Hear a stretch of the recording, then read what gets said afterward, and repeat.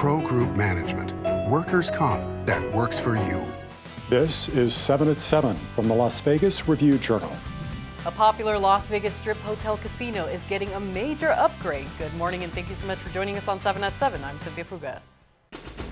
Starting off with your top stories, we have new details about the Metro Police officer arrested earlier this week. Robert Bell is accused of pointing a gun at his wife and a man who she developed a relationship with amid her separation from her husband. This is according to an arrest report. The report also states that Bell previously had an affair with the wife of the man he confronted with the gun. Bell is facing charges including assault with the use of a deadly weapon and kidnapping. Metro said he was suspended with pay pending an investigation. He is due in court on Wednesday. A Las Vegas woman is suing the operators of a Henderson casino resort, claiming an automated security gate in a parking garage struck her and caused injuries to her face and her head. Elizabeth Browner filed the complaint of negligence, claiming Green Valley Ranch failed to provide a safe pedestrian walkway. Browner is seeking financial compensation for personal damages. Green Valley Ranch is operated by Station Casinos, a subsidiary of Red Rock Resorts. A spokesperson for Red Rock Resorts cited a company policy against commenting on pending litigation. Senator Jackie Rosen reintroduced bipartisan legislation that would implement no tax on tips. The Democratic senator introduced the No Tax on Tips Act with Senator Ted Cruz on Thursday. The bill would include provisions to prevent people from taking advantage. So far, the bill has received support from Nevada's largest union. Rosen hopes her bill will see success since both President-elect and congressional Republicans support the policy.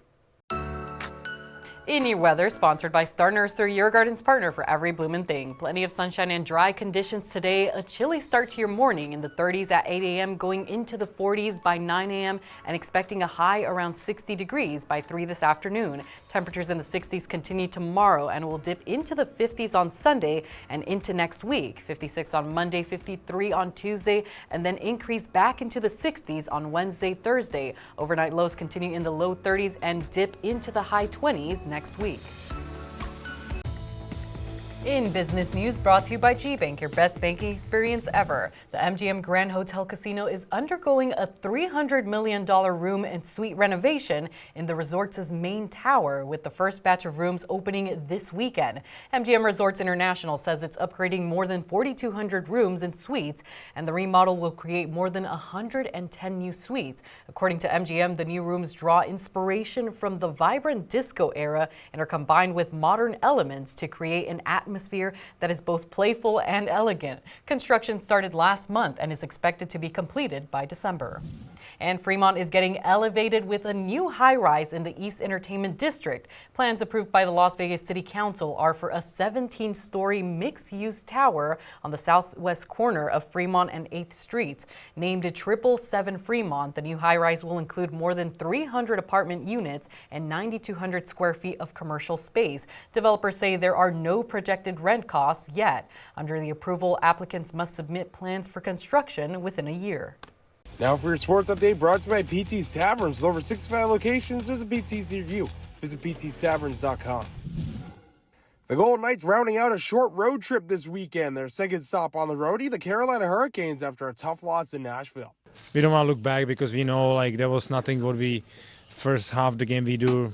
Why we good hockey team, so we just have to forget it and move forward. But we have to be ready because they have kind of tough loss yesterday, Carolina, so they will for sure come for us.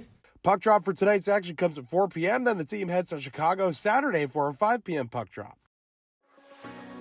In your health news, brought to you by Centerwell Senior Primary Care. Discover primary care focused on you. The Culinary Union broke ground on its 4th health center for members and their families, offering no copay or prescription costs for services. Located at 4805 West Tropicana Avenue, the new Culinary Health Center will serve members of the Culinary Local 226 and Bartenders Local 165. The estimated cost of the health center is around $90 million to $100 million, which is paid for through union contracts with companies. It is expected to open in 2026. Sports betting brought to you by the Las Vegas Paiute Tribal Smoke and Cigar Shop. The College Football Playoff National Championship game is Monday, and the Westgate Superbooks player props has Ohio State quarterback Will Howard's total passing yards set at 246.5. His completions total 20.5, and Howard is a -145 favorite to have more than 1.5 touchdown passes. Notre Dame quarterback Riley Leonard's total passing yards is 177.5, and his rushing yards are set at 38.5. Leonard is the -180 favorite to have a touchdown pass. Vegas Nation, brought to you by Station Casinos, STN Sports. Download the app today. After interviewing more than a handful of head coach candidates, it seems the Raiders may have a front runner. Vinny Bonsignore breaks it all down for us. I think they've already locked in on their primary candidate. And if you want to throw two of those names into that, that would be Ben Johnson, the offensive coordinator for the Detroit Lions, and Pete Carroll, the former Seattle Seahawks head coach. I think this is Ben Johnson's job to lose. And if that is the case, then you have to wait until the Detroit Lions season is over.